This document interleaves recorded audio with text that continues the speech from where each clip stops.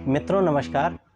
आज तक हमने आपको बहुत सारी चीज़ें बताई हैं। आज हम उसमें एक नई चीज़ कंटिन्यू करते हैं। आपने देखा होगा लोगों का बात करने का तरीका कैसा होता है। लोग आते हैं, मिलते हैं, कुछ लोग अपनी बातें कह पाते हैं, कुछ नहीं कह पाते हैं। कई बार होता है कि लोगों का कहने का तरीका या बात करने का तरीका ऐसा होता है कि हमें मन करता है ये हमसे तुरंत दूर हो जाए।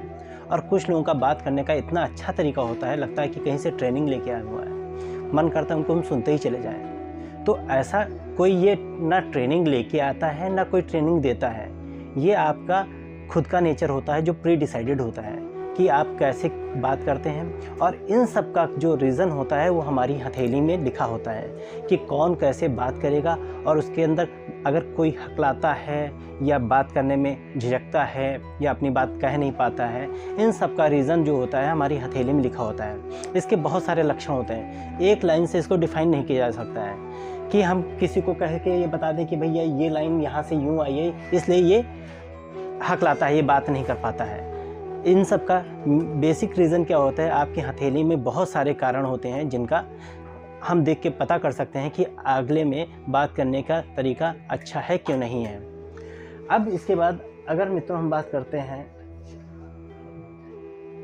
अगर बुद्ध वाली उंगली छोटी है और साथ ही साथ में हार्ट लाइन जैसे इनकी यूँ देख रहे हैं यूँ गई हुई है, इसका मतलब क्या है, ऐसे जातक बुद्ध से उनको सोचने में प्रॉब्लम आती है। और साथ ही साथ होता क्या है मित्रों, जब ये रेखा होती है तो ऐसे जातकों में एक तो मन जल्दी घबरा जाता है, वो सोचते हैं हर काम हम जल्दी जल्दी कर रहे हैं। बुद्ध छोटी उंगली होने की वजह से उनके मन में हर काम को जल्दी करने की ललक रहती है। कुछ भी बोलेंगे बहुत जल्दी जल्दी बोलेंगे, अपनी बात को इतनी जल्दी कह जाएंगे कि हम उनकी बात समझ ही नहीं पाएंगे। इसके बाद कई बार होता है कि बुद्ध उंगली सही है, मस्तिष्क रेखा ही छोटी आई हुई है।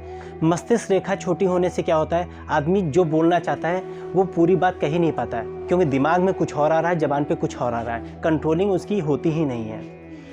इसके बाद अगर हम बात करते हैं, चंद्र पर्वत पे अगर कोई तिल है तो मन उसका जल्दी घबराता है, बात करने में हकलाना हो गया। कई बार होता है कि वो सोच नहीं पाता हम क्या बोलें, मन में कुछ और होता है, बोलता कुछ और है। इसी के साथ में अगर हृदय रेखा यहाँ से यहाँ आ रही है और साथ ही साथ में मस्तिष्क रेखा ये है और आपके जीवन रेखा ये है, अगर जीवन रेखा और मस्तिष्क रेखा के बीच में ज़्यादा दूरी आती है मित्रों, तो व्यक्ति क्या होता है, तुरंत बोल देता है, डिसीजन लेने ही नहीं पाता है, अपनी बात को कहने के लिए उत्सुक रहता है कि हम कैसे अपनी बात को तुरंत कह दें और अगला तुरंत समझ जाए। उसका मन तो कहता है कि हमने तुरंत बोल दिया, लेकिन अगला जातक उसकी बात समझ ही नहीं पाता है।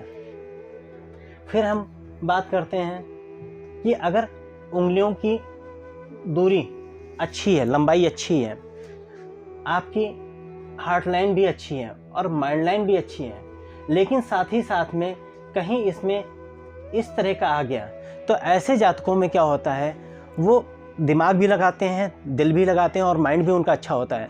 लेकिन प्रॉब्लम कहाँ पे आ जाती है, ये जो रेखा यहाँ से कटी है उनको कई बार बहुत ज़्यादा आतुर कर देती है, अपनी बात को कहने के लिए फोर्स कर देती है। तो आखिरी में क्या होता है, जब वो अपनी पूरी बात रखते हैं उसके बाद जातक क्या करता है कि अपने आप को बहुत ज़्यादा सुपर मानने लगता है, अपनी बात को सिद्ध करने लगता है।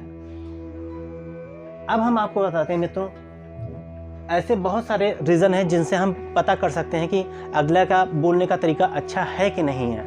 लेकिन अब हम देखते हैं कि अच्छे तरीके वाले हाथ कैसे होते हैं। पहला तो ये है कि उंगलियां आपकी लंबी होनी चाहिए। तो आदमी की अगर उंगलियां लंबी हैं तो उसमें एक कहा जाए मस्तिष्क अच्छा काम करता है, हर क्षेत्र में उसको नॉलेज होगी। शिक्षा के क्षेत्र में कहा जाए, व्यापार के क्षेत्र में कहा जाए, या कहा जाए पुराने इतिहास के बारे में, भूगोल के बारे में, उसको सब कुछ नॉलेज होगा, थोड़ा थोड़ा बहुत कुछ नॉलेज होगा। वो किसी भी डिबेट में जाएगा तो पीछे नहीं हट पाएगा। फिर उसके साथ में अगर स्वस्थ माइंड लाइन निकली हुई है तो इसका मतलब है कि दिमाग भी अच्छे से सुडौल चलाता है, आराम से चलाता है। किसी बात को सोचने के पीछे वो कई बार सोचता है कि हम क्या कर रहे हैं। फिर इसके बाद अगर हम बात करते हैं, अगर हृदय रेखा भी नॉर्मल है तो आदमी का दिल भी अच्छा होता है। वो एक पक्षी होकर नहीं सोचता, वो दो पक्षी होकर सोचता है कि अगर मैं इस तरह करता तो क्या होता और वो इस तरह करता तो क्या होता है। दोनों के बीच में अंतर नहीं होता। इसके बाद भी अगर हम बात करें कि अगर चंद्र पर्वत भी उन्नत है और यहाँ से लाइन अच्छी आई है, तो इसका मतलब व्यक्ति की जो होती है सोचने की शक्ति अच्छी होती है, काल्पनिक होता है, वो उसके अंदर बहुत सारे विचार आते हैं और उसका दिमाग काम करता ही रहता है, हर समय कुछ ना कुछ उसके दिमाग में चलता रहता है। ये तो हो गया एक कॉमन फैक्टर। लेकिन इस इतने सारे अगर जिनमें लक्षण मिलते हैं, ऐसे जातक कहा जाए अच्छे वक्ता होते हैं, अच्छे श्रोता होते हैं, और कुछ ना कुछ अगर उनका चंद्र पर्वत पे रेखा, मत्स्य रेखा या कुछ ऐसी रेखा निकली होती या इस तरह बना होता है, ऐसे जातक क्या होते हैं, आप अच्छे राइटर देखेंगे, अच्छे वक्ता बोलेंगे और उनको एक टाइप से दार्शनिक व्यक्ति भी कहा जा सकता है। मित्रों, एक वीडियो में हम आपको इतना नहीं बता सकते हैं, ये बहुत बड़ा सब्जेक्ट है, इसके ऊपर कई वीडियोस बनाने पड़ेंगे। अगर मित्रों हमारा ये वीडियो अच्छा लगे तो आप मुझे लाइक करिए, शेयर करिए, सब्सक्राइब करिए। धन्यवाद।